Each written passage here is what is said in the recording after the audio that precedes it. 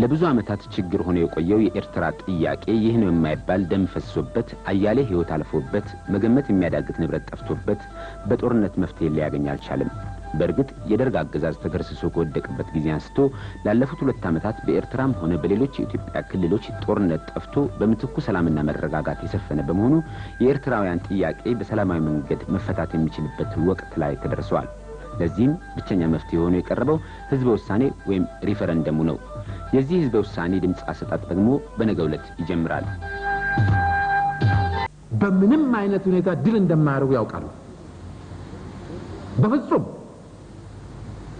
ይሄ ግልጽ ይመስለኛል። እንኳን እነሱ ቀርቶ ሌላም ኃይል ተሰባስቦ በቀጥታ ግልጽ ወረራ አድርጎም ኤርትራን ቢዝ ለሚቀጥለው 100 ዓመት እንዋጋለን እንጂ ሚኖር ህይወት የለም። ይሄንን ያውቃሉ። ኢምፖሲብል ነገር ነው የሞከሩት ከመነሻው እኔ እንደሚገባኝ። ለመሆኑ ከረጅም ዓመታት በፊት ኤርትራ ከኢትዮጵያ ጋር መዋሃድ አለባት፣ የኤርትራና የኢትዮጵያ ህዝቦች አንድነት ይጠበቅ ይሉ የነበሩ ኤርትራውያን አባቶቻችንና አያቶቻችን በዚህ ህዝበ ውሳኔ ወይንም ሪፈረንደም ላይ ያላቸው አስተያየት ምንድነው?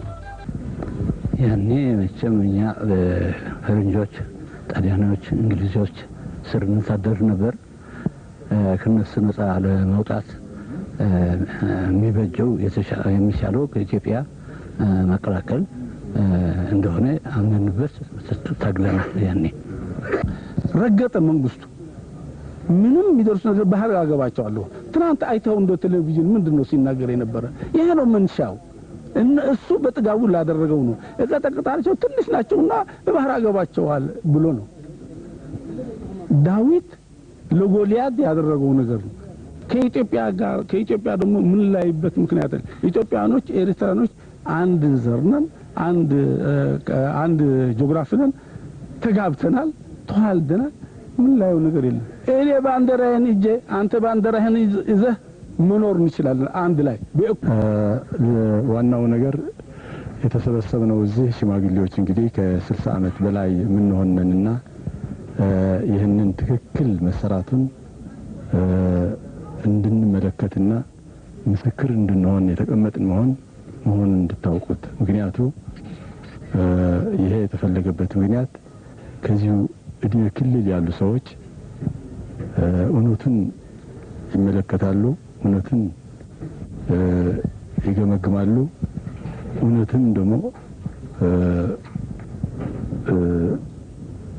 ምስክርነት ይሰጣሉ ተብለን ለዚህ ነው።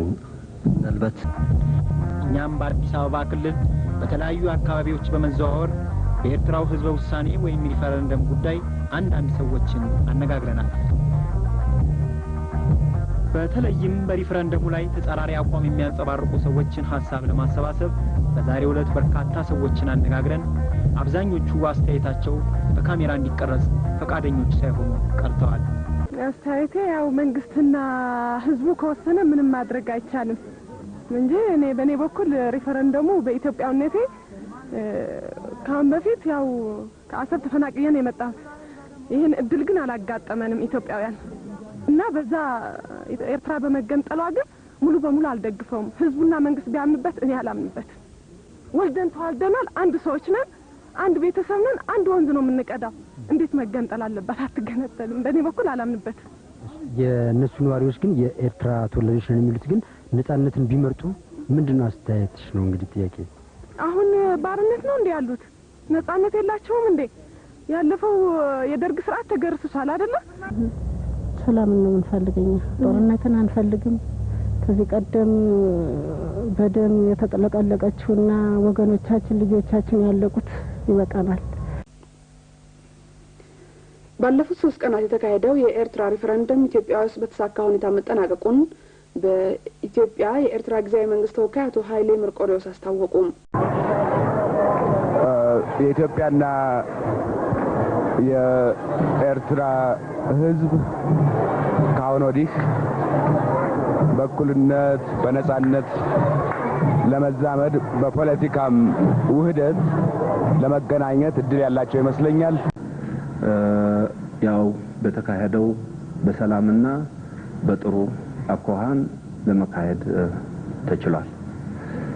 ለዚሁ ሁሉ ለኢትዮጵያ ሕዝብና መንግስት ለረዱትንም ድርጅቶች ምስጋና ልናቀርብ እንፈልጋለን።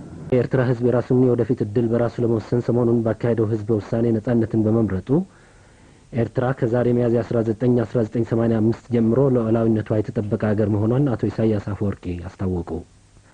የኤርትራ ጊዜያዊ መንግስት ዋና ጸሐፊ አቶ ኢሳያስ አፈወርቂ ለመላው የሀገሪቱ ሕዝብና ለዓለም ህብረተሰብ ዛሬ ከቀትር በኋላ ባስተላለፉት መልእክት ላይ እንዳስታወቁት የሀገሪቱ ስነ ስርዓታዊ የነጻነት አዋጅ የሚወጣው የፊታችን ግንቦት 16 ቀን 1985 መሆኑ ነው።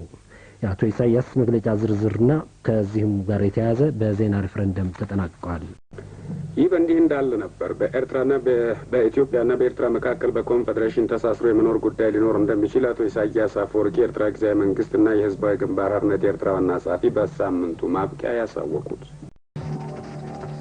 የኤርትራ ውሳኔ ህዝብ ምርጫ ሀባዊ መረጃዎች እስካሁን ተጠቃለው ወደ ማዕከሉ ባለመድረሳቸው ምክንያት የምርጫ አጠቃላይ ውጤት እስከ ነገ እንደሚቆይ የሬፈረንደሙ ኮሚሽን ከአስመራ ጽሕፈት ቤት ዛሬ አስታወቀ።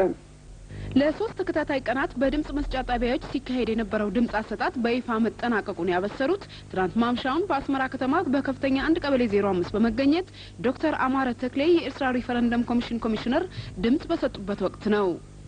ይህ በእንዲህ እንዳለም ሪፈረንደሙ ከልብ ያስደስተው የአስመራ ከተማ ነዋሪ ህዝብ ስሜቱን በባህላዊ ጭፈራና ዜማ ሰሞኑንና ትናንትና ሌሊቱን ጨምሮ ገልጿል።